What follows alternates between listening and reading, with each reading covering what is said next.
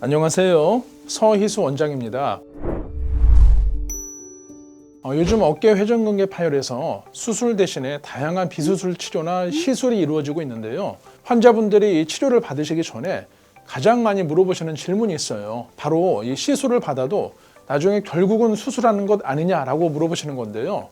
오늘은 시술과 수술을 선택하는 기준을 말씀드리고, 만약 시술을 받으실 때는 어떤 시술이 좀 더 근본적으로 도움이 되시는지 말씀을 드리겠습니다.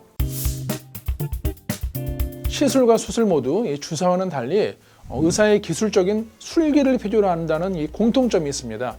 쉽게 말해서 둘 다 전문가의 손기술이 필요하다고 이해하시면 되겠는데요. 다만 차이가 있다면 이 시술은 수술처럼 전신 마취를 한다든지 절개를 하지 않고요. 대개는 정밀 초음파나 실시간 엑스레이 등을 보면서 미세 도구나 특수 바늘을 집어넣어서 이 몸 속에서 조작이 이루어지는 특징이 있습니다. 반면에 이 수술은 전신 마취나 수면 마취를 하고 절개를 하거든요. 이후에 손상된 조직을 꼬맨다든지 교체를 한다든지 해서 물리적으로 치료를 하는 방법을 말합니다. 많은 분들께서 이 시술로 알고 계시는 관절 내시경 수술은 내시경 카메라가 들어갈 한 1cm 정도의 구멍을 여러 개 뚫기 때문에 시술이 아니라 수술로 보는 것이 맞고요. 그렇다면 이 어깨 회전근개 파열에서 수술은 어떤 과정으로 이루어질까요? 이 말 그대로 이 찢어진 힘줄을 어깨뼈에다가 붙여주는, 봉합해주는 방법입니다. 먼저 이 어깨뼈에다가 나사를 박은 다음에 나사에 달린 실로 이 힘줄을 꼬매는 거예요. 이후에 꼬맨 힘줄을 뼈에 당겨가지고 뼈에 단단하게 고정해 주는 것이 수술이 되겠습니다. 그런데 힘줄을 봉합한다고 해서 이 환자분들이 생각하시는 것처럼 힘줄과 힘줄을 이어주는 것이 아닙니다. 이 회전근개 파열은 뼈의 부착부에서 힘줄이 떨어져 나오는 것이기 때문에 힘줄과 뼈, 서로 다른 조직을 이렇게 붙여주는 개념으로 이해하시면 되겠습니다. 반면에 회전근개 파열에서 사용되는 시술은 이 힘줄 강화술로 불리는 이 바이오 콜라겐 주입술이 대표적인데요. 부분 마취 하에서 이 초음파를 먼저 봅니다. 이후에 파열된 힘줄 조직에 콜라겐 등의 생체 제조나 이 조직 치유 성분을 아주 특수한 바늘을 이용해서 투여하는 거예요. 그래서 힘줄 조직이 잘 복원되고 강화되도록 유도하는 치료법이 되겠습니다. 회전근개가 부분 파열된 경우에는 이 시술 후에는 마치 다쳤을 때 이 살이 차오르는 것처럼 손상된 힘줄 조직이 일부 재생되는 효과가 있고요. 완전 파열된 경우에서는 파열된 힘줄 주변의 힘줄을 강화해서 손상된 힘줄의 기능을 보완하려는 목적으로 주로 이 시술이 사용되고 있습니다. 시술과 수술 모두 힘줄을 강화하고 보강하는 역할을 하는 좋은 방법인데요. 일단 선택의 기준이 다릅니다.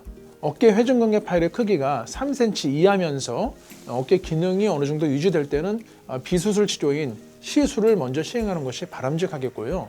반면에 파열 크기가 3cm 이상이거나 이런 비수술적인 치료를 충분히 한 1년 이상 하였음에도 심한 통증이 지속이 될 때는 수술을 고려해 볼 수 있겠습니다.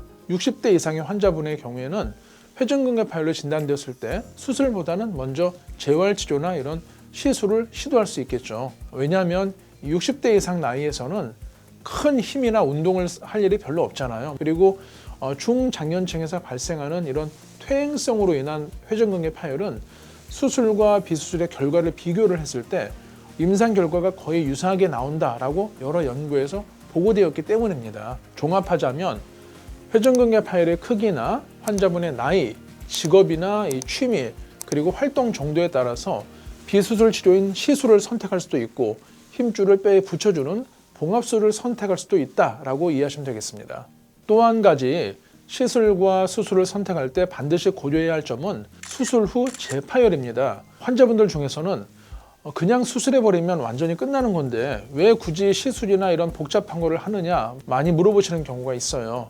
즉 수술해서 파열된 힘줄을 구조적으로 딱 이어붙이면 되는데 왜 굳이 비수술 치료나 어떤 생물학적 치료를 해야 하는지 궁금해 하시는데요.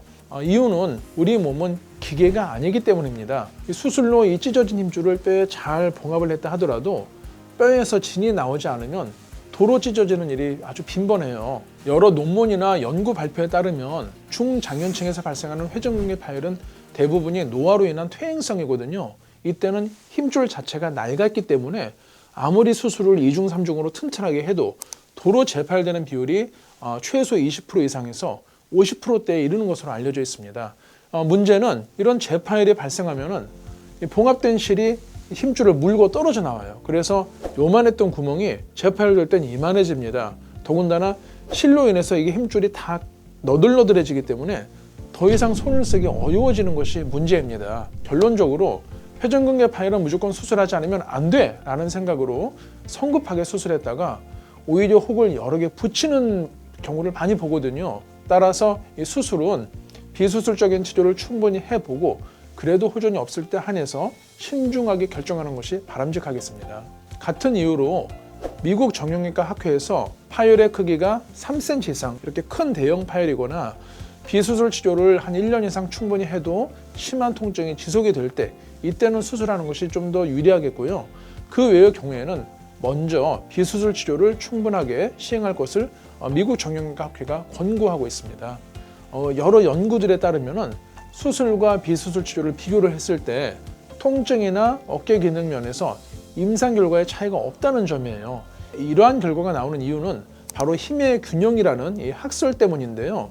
의사들이 이제 관찰을 해보니까 파열된 힘줄을 꼭 봉합하지 않더라도 이 주변 힘줄이 튼튼하게 균형이 맞잖아요. 어깨 기능이 수술한 것과 비슷하게 잘 유지가 된다는 그런 학설이 되겠습니다. 정리하자면 증상의 정도, 파열 크기, 그리고 나이나 직업, 취미, 기대하는 어떤 운동 정도뿐만 아니라 수술 후 재파열 가능성 등 이런 위험성을 종합적으로 고려를 하셔서 시술을 할지 수술을 할지 선택하는 것이 가장 좋다라고 말씀드리겠습니다. 따라서 이 시술이나 수술 모두 그냥 자의적으로 판단하지 마시고 경험이 많은 어깨 정형외과 전문의의 조언을 들은 다음에 결정하시기를 꼭 당부드리고 싶습니다.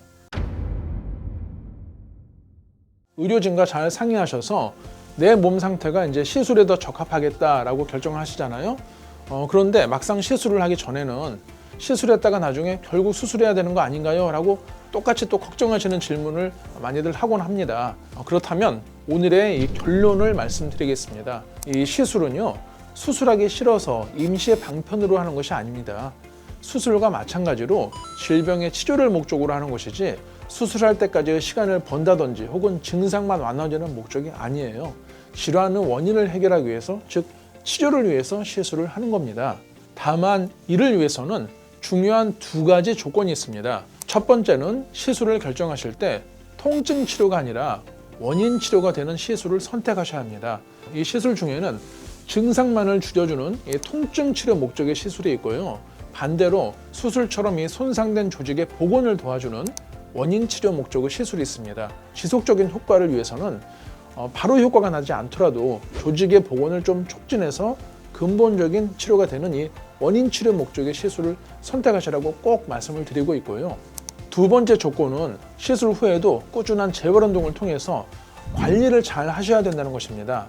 이것은 시술이나 수술 모두 마찬가지겠죠. 어깨 회전근개 파열로 치료를 받은 분이 계속 무거운 아령을 위로 들거나 철봉, 팔굽혀펴기를 하면 당연히 어떻게 되겠습니까? 이 상처 부위가 더 찢어지겠죠. 환자분들께서 시술이나 수술을 하면 완치가 되냐고 물어보시는 경우가 많아요. 이때 저는 좀 냉정하게 아니요라고 대답을 합니다.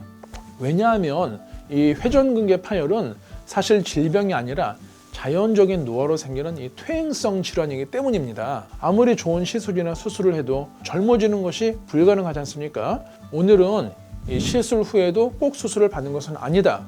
그리고 시술을 결정을 하셨다면 통증 시술보다는 원인 치료가 되는 시술을 선택을 하셔라 라고 말씀을 드렸고요. 어떤 치료를 결정하시든 혼자 결정하지 마시고 반드시 이 어깨 정형외과 전문의의 도움을 받아서 나한테 어떤 치료가 가장 적합한지 꼭 상담 후에 결정하시기를 당부드리고 싶습니다. 지금까지 정형외과 서희수 원장이었습니다. 감사합니다.